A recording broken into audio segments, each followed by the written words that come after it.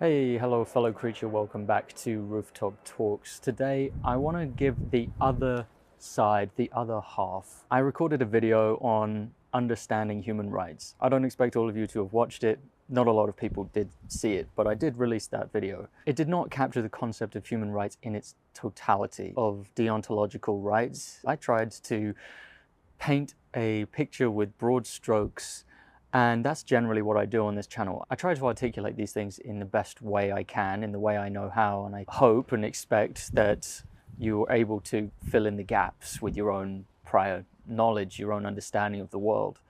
But I can see I have a ways to go here. I will partly take responsibility for that, and also some of the responsibility on the people who, either intentionally or not, failed to understand this quite basic concept. There's not much to it really. It should be quite an easy concept to grasp, but a lot of people do struggle with this, and it's because it's in their interest.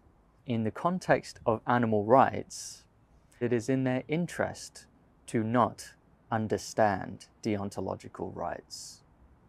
But yeah, what can I say? I'm still new to this. It's a struggle to explain a concept. If you are someone who takes a great interest in this subject, there are channels that go into the finer details of this. You can check out a channel like Perspective Philosophy, who can really ground you in the meta ethics of something like veganism and deontological rights. I'm here to paint with broad strokes for the people who don't need it to be spelt out for them in such a detailed, comprehensive way. But anyway, getting to the topic at hand. I said in a previous video that rights are a product of our consciousness, okay?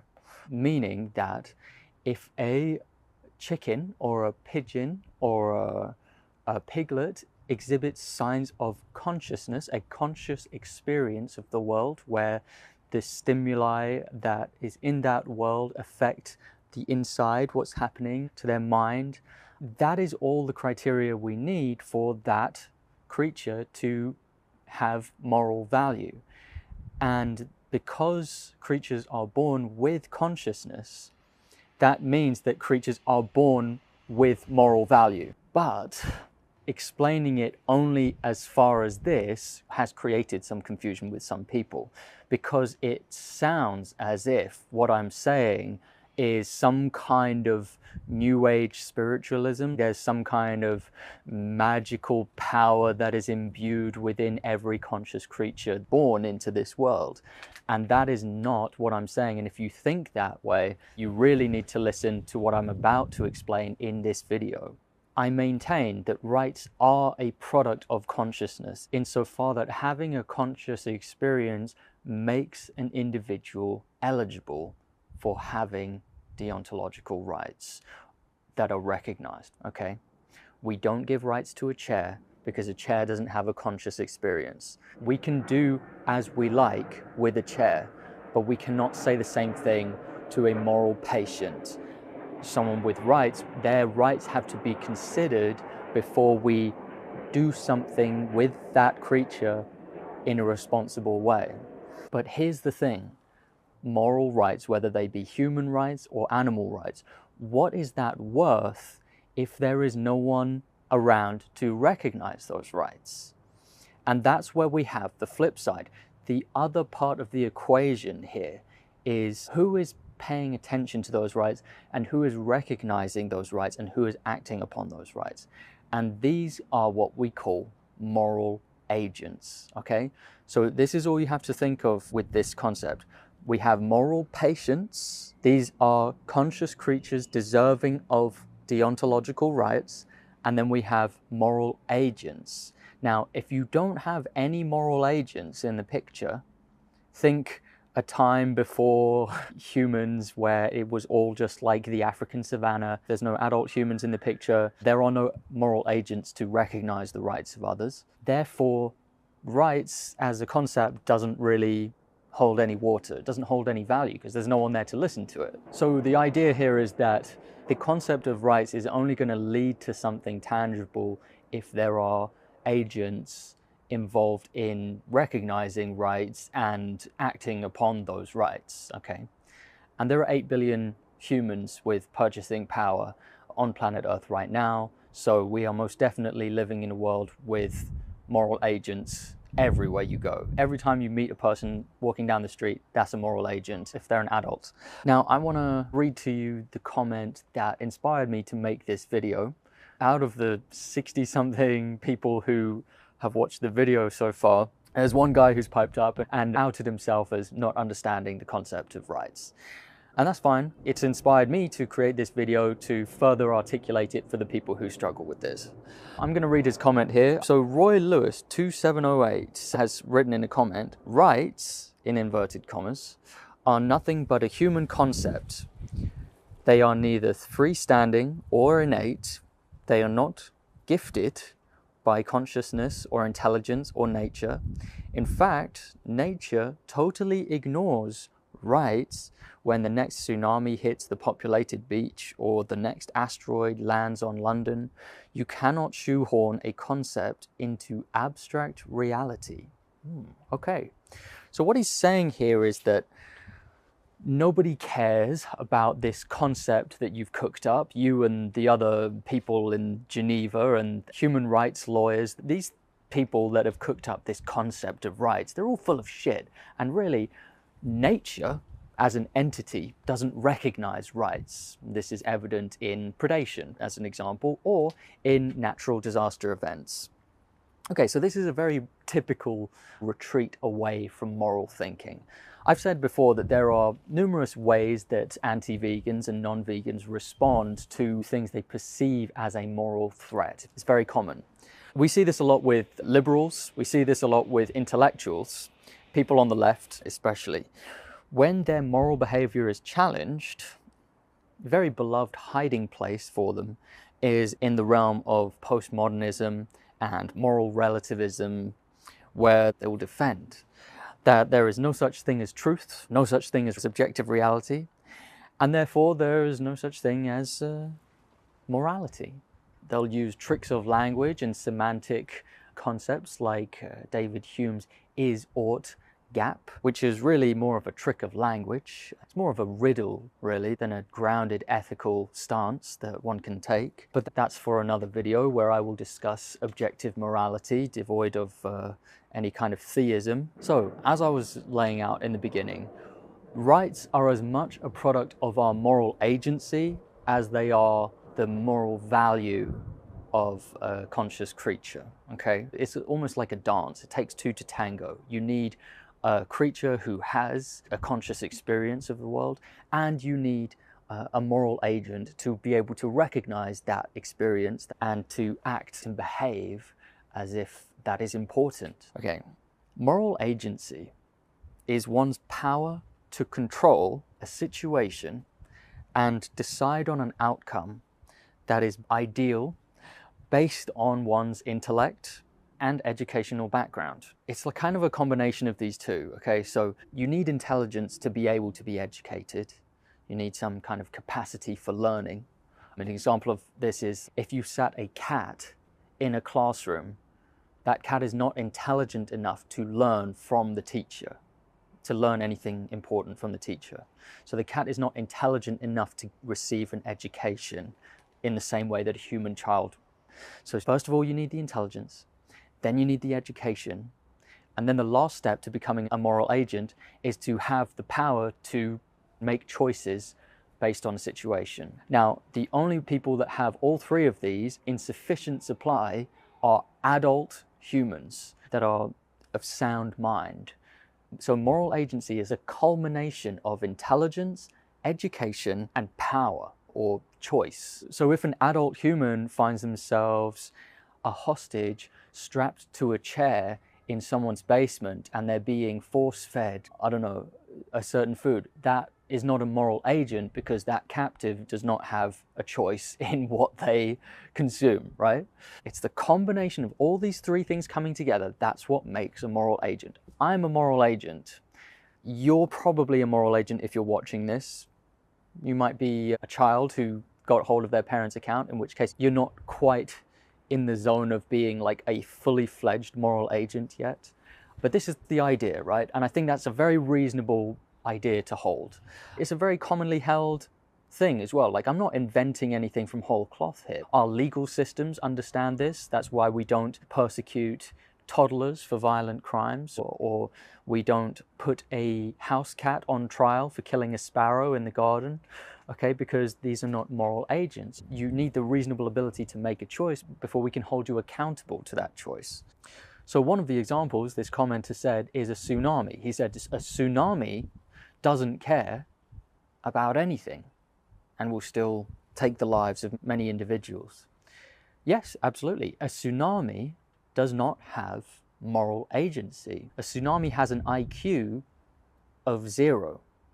It's the effect of living on a planet affected by gravity and continental shifts, tectonic plate boundaries, and part of that planet being made of water and whatnot. There's no intelligence behind it. You might perceive some intelligent design, but intelligent design is not the same as agency. It's not the same as being intelligent. And like a tsunami, many animals do not have the intellectual capacity to really understand what they're doing, the implications of what they're doing.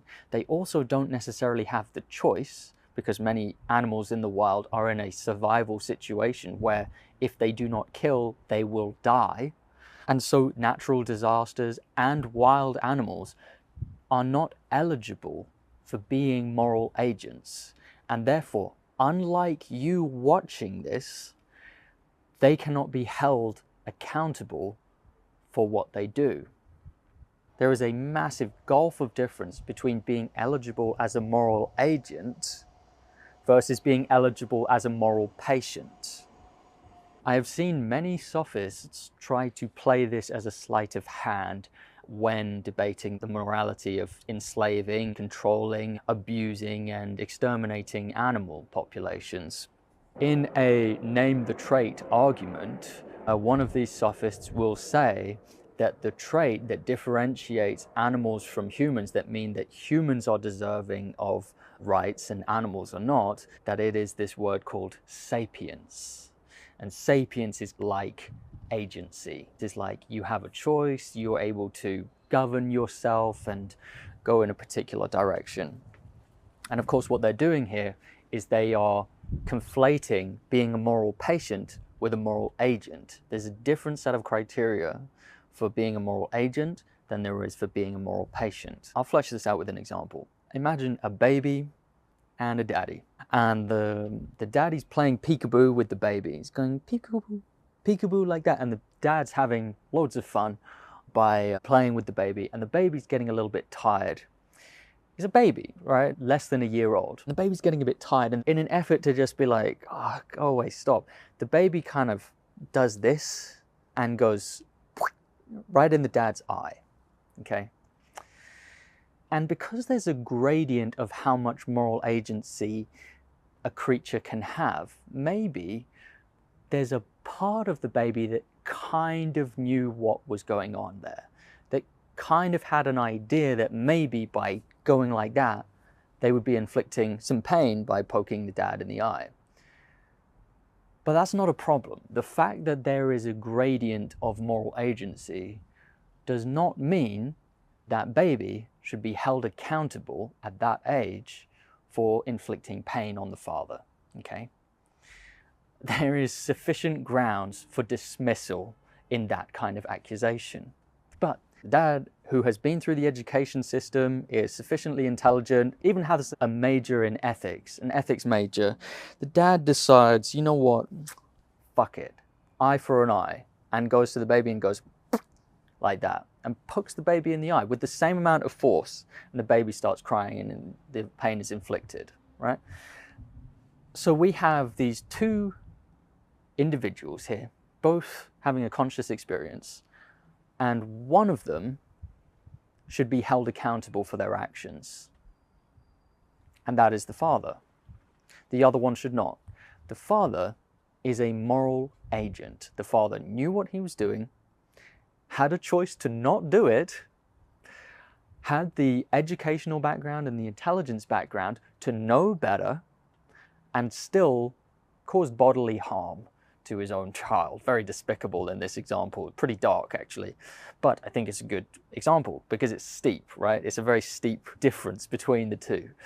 Here we can see that both of these individuals are eligible for being moral patients because they both have the capacity to feel things, to have a subjective experience, so they are both moral patients and should be treated as such by any moral agent.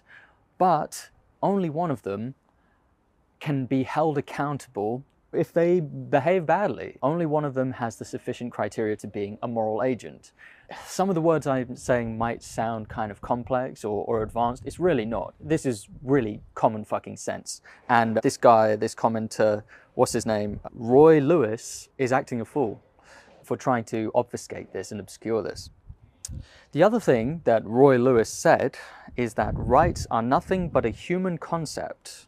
Okay, so it's a dismissal of anything that has been created as a concept by humans. And I just want to point out here that something being a human concept does not invalidate it in any way. For example, the Geneva Convention was an entirely human-made concept. Does that mean that it's null and void? Does that mean that it has no value as a human concept, the Geneva Convention? Should we not follow the Geneva Convention because it's a human concept? I'm so tired of these postmodernists and these wannabe intellectuals dismissing things on the grounds that they are human constructs or human concepts. It's a retreat away from moralistic thinking. It's a dismissal of all of the progress we've made as a society up until now, and it should be pointed out and it should be ridiculed. And here's the other point I want to make. If you dismiss one human-made concept on the grounds that it is a human-made concept and that nature doesn't care about our human-made concept, nature doesn't care about human affairs, okay? If you want to take that route, that is what we call an all or nothing gambit, okay?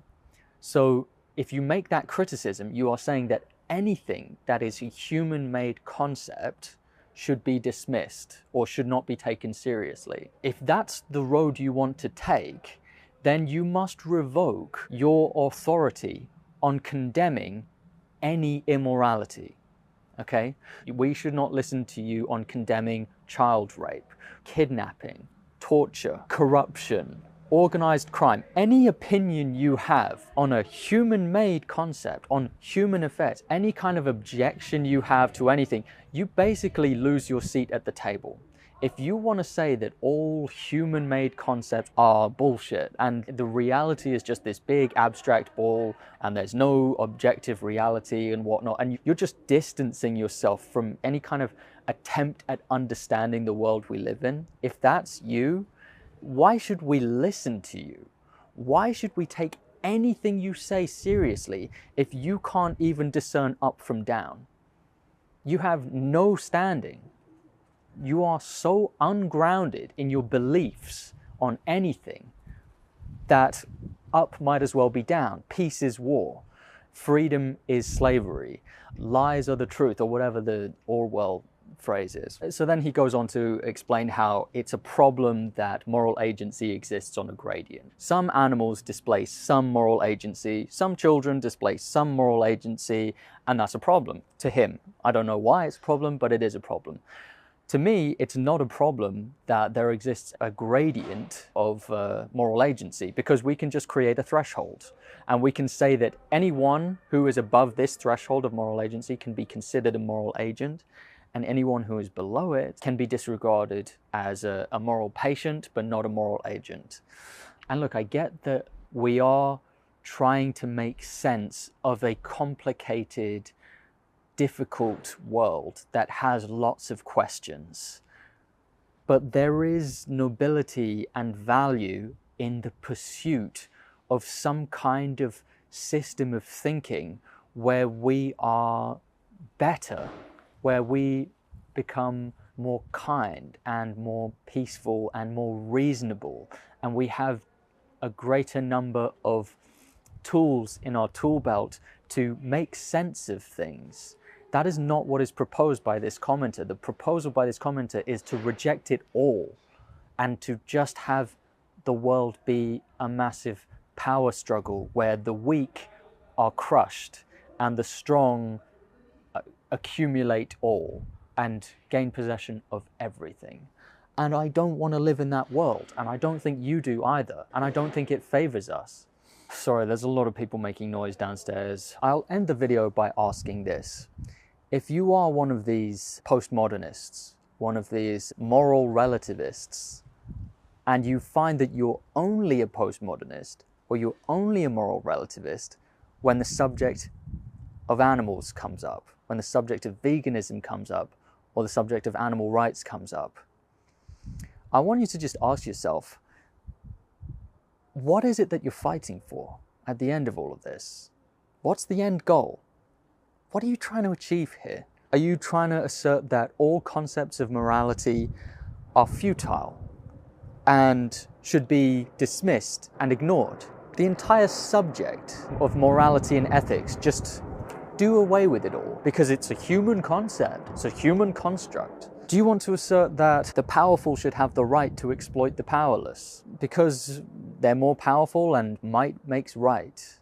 In which case, I'm sure the Hitler Youth would love to have you as a member. Are you trying to argue that qualities like compassion and justice are for the weak and the stupid? That we should live our lives according to the laws given by the jungle? We should essentially run our societies according to prison rules. The strongest survive. Everyone else has to kiss the ring. If you're born weak, if you're born stupid, tough luck. You're going to live a life of hell while the most powerful party on. That's not a world I want to live in. But also ask yourself, did you come here to actually make an argument like that? If so, what are the motivations for it? And are you sure that you're not just triggered, making this argument as a reflex, like someone who tips the chessboard and says, fuck this game is stupid, because their king was put in check? It's quite childish, isn't it? Play the game or fuck off. I want to see engagement in moral arguments. And if you want to retreat away from all moral thinking, all moral behavior, as so many people I see are trying to, fuck off then. Your input is not helpful if you believe these post-truth, post-modern, post-morality distortions. You're not helping anyone. You're not even helping yourself. You're lying to yourself. And you're doing it all as a reactionary response because you've been called out. Your behavior has been called into question and you don't like that. And you think that through your intelligence that you can find a technicality that lets you off the hook for something. But that's not very honest.